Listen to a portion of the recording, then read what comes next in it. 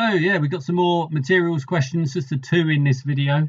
Start by defining the force constant. We've done this loads. Force constant for a spring K, that is the force divided by the extension of the spring, or force per unit extension. You can write it as a formula and define the terms, or you can just write it as a sentence. Figure 3.1 shows a trolley attached to two stretched strings. They've emphasised that, A and B, attached to fixed supports. Trolley is on a horizontal table at rest. The springs are identical. Draw an arrow to show the direction of the force exerted by spring A on the trolley. Right, so because they're stretched, it's going to be pulling the trolley back towards the support. Label that arrow F. So yeah, it's going to be going off to the left. The mass of the trolley is 0.8. Force constant is 14 newtons per meter. Student pulls the trolley to the left. The extension of A is 0.3 meters. Extension of B is 0.5 meters. Student releases the trolley. Calculate the initial values of the acceleration and then the ratio of the EPEs. Right, so the acceleration, we're going to be doing F equals ma. And our force, our net force, is going to be the force from B minus the force from A.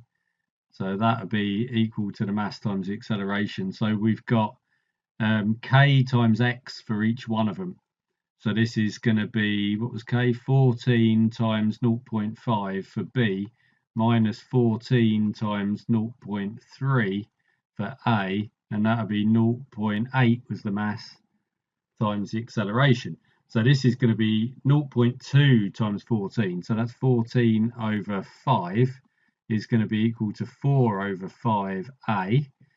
So A is going to be equal to 14 over 4, which is 3.5 meters per second squared. So that was fine. Now we need the ratio of these EPEs. So the elastic potential energy is a half kx squared. So we need to do, so we're doing B over A. What are it's just going to be the ratios of those extensions then squared. So that ratio, EPE B over EPE A, because the half k's will cancel, is going to be 0.5 squared divided by 0.3 squared. So that is 25 over 9, which is 2 7/9. So 2.8 going to two significant figures. Right, so that's good. Explain why the acceleration of the trolley decreases as it travels a small distance to the right. Okay, so the net force will reduce. Net force will reduce because we've got the, well, force due to A gets closer to the force due to B. So if the net force has decreased, therefore we got the acceleration must decrease from F equals ma.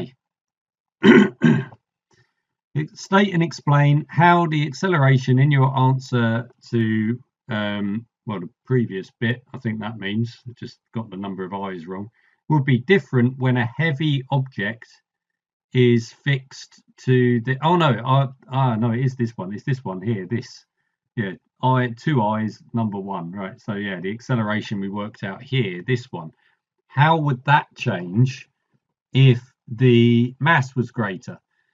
So state and explain. So we're going to need to say, I'll just sort of squeeze it in a little block here, that the net force is constant. Net force is constant, and the mass has increased. Therefore, the acceleration must decrease in order to, working on F equals ma. If this is unchanged and that has gone up, then that must go down. So our usual sort of chain of reasoning that we like to do on those types of questions. Right, we now got another stress strain graph for a sample of wire of a ductile material. We can see it's ductile because of this stretchy bit that we got here from B to C. Use figure 8.1 to determine the Young modulus of the material. Right, have we got anything that can trip us up and all of this? So stress looks fine. The strain, oh, they've got us a percentage. Let's pick a point which is going through an actual crosshair on the grid here, because okay, we are working out a gradient, but as I've said many times before, because this line is dead straight and is going through the origin, it doesn't really matter where we're picking as our second point, because we're just going to be doing the ratio of those coordinates. So it looks as though it's going through a nice spot here, so I'm going to take that value and say, so what is that, 0.9. So we've got 0.9 because we're doing stress over strain. We got a percentage, and this is 0.48. So we need 0.48. The 0.9, this is in gigapascal, so that's a 10 to the 9, and the percentage means we get another 100 on that. So we got 10 to the 11 there.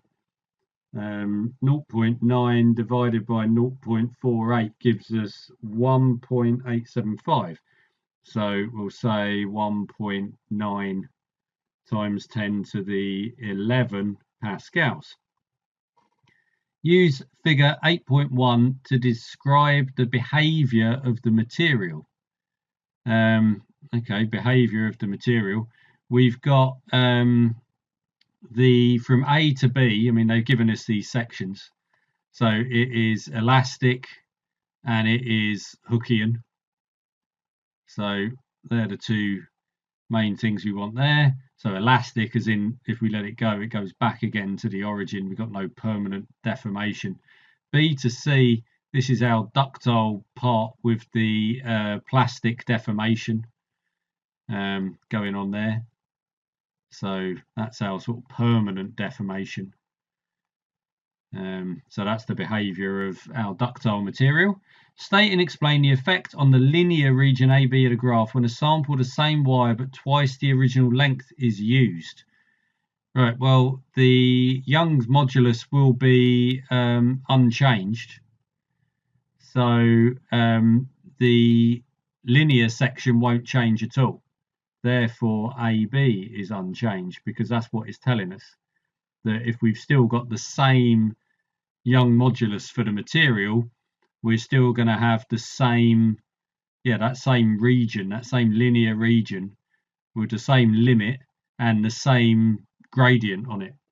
So nothing's changing at all really on that. So that's done that bit. Now on to part B. Figure 8.2 shows a force against extension graph for an elastic material. So we've changed to force extension rather than stress strain. Work done on this material during loading is equal to the energy returned by the material when unloading. Okay. Figure 8.3 has got a hysteresis loop in it. Material used to make airplane tires. Airplane tires experience sudden impact forces during landing. Identify the type of material from figure 8.3, describes the properties of this material and suggests why it is suitable for airplane tires. Right, so there's a few things we can say here. I'll go up to the top. So we're looking at rubber. Where the properties are that it's elastic because it's returning to the origin again, and that the energy of loading is greater than the energy of unloading, which is saying that we've got this hysteresis loop. Hysteresis loop. And the reason that is useful is so we're not getting, so when the airplane lands, we're going to load the tire. So airplane lands, I'm not going to be able to fit all this in the space, but when airplane lands, that leads to load the tire. So we get a certain amount of energy goes into the tire. Then we get a bounce and we get an unloading of the energy. Unloading. So on every land bounce, we're going to get an energy absorbed. This difference here, so this is what you want to mention at some point. You can say the difference in the energy is absorbed by the tyre. So we're getting, it reduces the bounce. The bounce is reduced. You get a smoother landing because the energy is going into heating up the tyres and creating sound.